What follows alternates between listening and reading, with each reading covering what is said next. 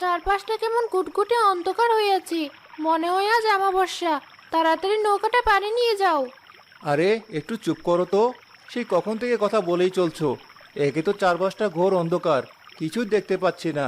আর এদিকে তোমার মুখও থামছে না। কি বলছো এসব? তাহলে কি রাতটা এই নদীতেই কাটাতে হবে? দাঁড়াও, আগে হারিকেনটা ধরাই, তারপর না হয় দেখবো এবার কোন দিকে যেতে হবে।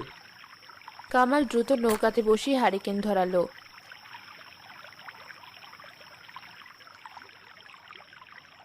ঠিক তখনই পার থেকে কেউ একজন ডাকতে শুরু করলো।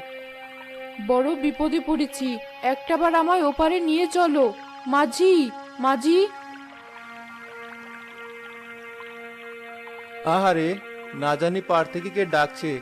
মনে হয় বড্ড বিপদে পড়েছে। যাই, নৌকাটা বরং পাড়ে ভিড়িয়ে মহিলাটাকে সাথে করেই ওপারে যাই। ঢং দেখে বাঁচি না। একে তো নিজেরাই বিপদে পড়ে আছি, আর উনি চললেন আরেকজনকে বিপদ থেকে উদ্ধার করতে। কাউকে সাহায্য করতে হবে না।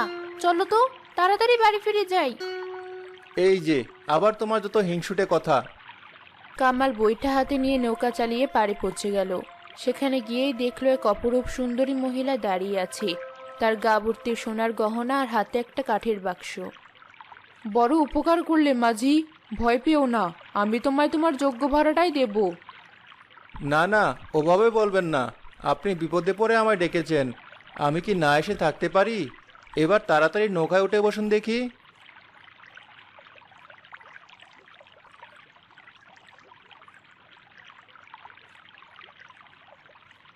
আরে, আপনার গা ভর্তি দেখছি অনেক গহনা। এই রাতে অন্ধকার রাস্তায় এত গহনা পরে ঘুরে বেড়াতে আপনার ভয় করছে না? যদি কোনো চোর ডাকাতের হাতে পড়েন? হা হা হা হা হা। কিসের ভয়? আমি আর কাকে ভয় পাবো? বরং আমায় ঠিকঠাক চিনতে পারলে লোকেরাই ভয় পাবে। মানে, আপনার কথাটা ঠিক বুঝতে পারলাম না।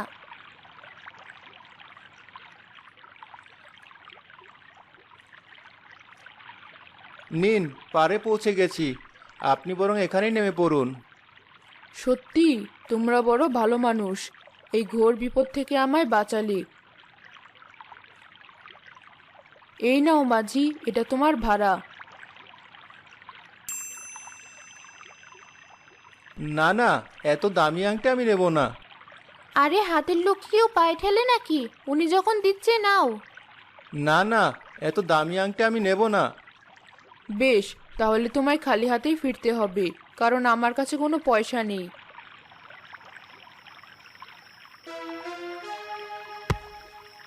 অন্য